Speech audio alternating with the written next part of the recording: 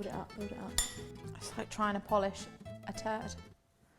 And welcome to Katie.Pix. If you have been a friend of this channel for a while, you will know that I am quite a lazy cook.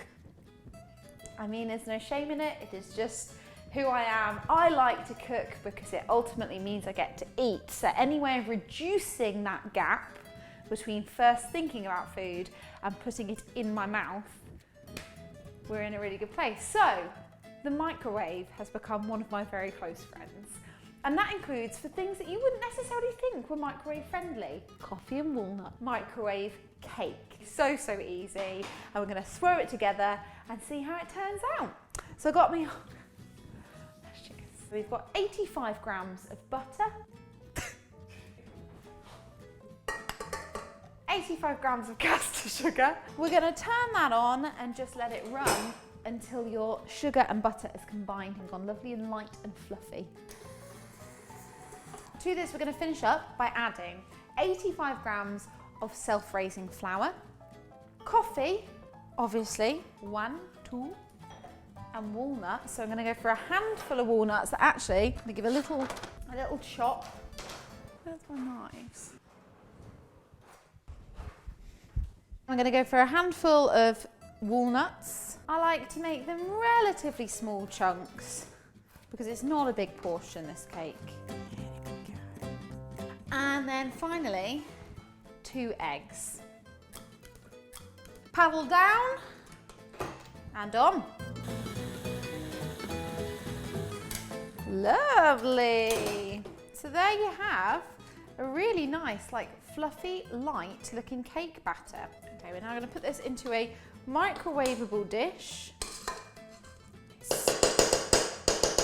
It's going to go into our microwave, not covered, just as it is, for 2 minutes on its highest power. And then going to drop it down to medium and do it for another 2 minutes until it should be springy and light to touch.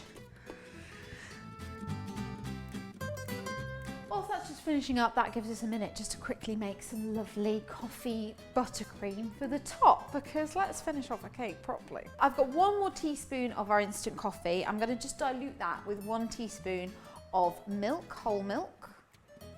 I'm going to add this into 25 grams of very soft butter, and then 100 grams of icing sugar. You can definitely do this in a mixer. Oh. But I tell you what, that is a nice looking buttercream. I mean, it's definitely cooking now though, that's good. It doesn't look like much right now. I'm going to turn it out. But it does cook almost like a sponge pudding. Oh. Oh, I've left quite a bit behind. I mean, I think we can all agree with one another. It looks rubbish. It's like trying to polish a turd. But also, have we not talked about how on this channel, you gotta trust that flavour, haven't you? Let's just make it look even worse by putting our buttercream on too early so it all melts. Pass that off as rustic.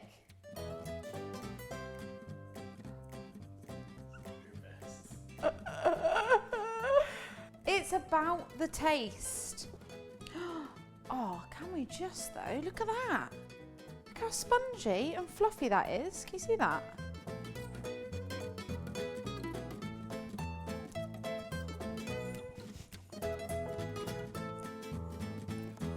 It's bloody genius.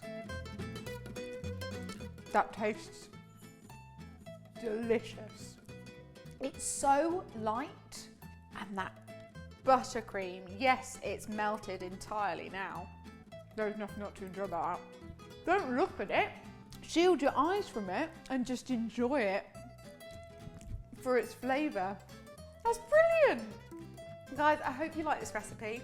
As clumsy and chaotic as it has been. Thank you so much for watching. Goodbye.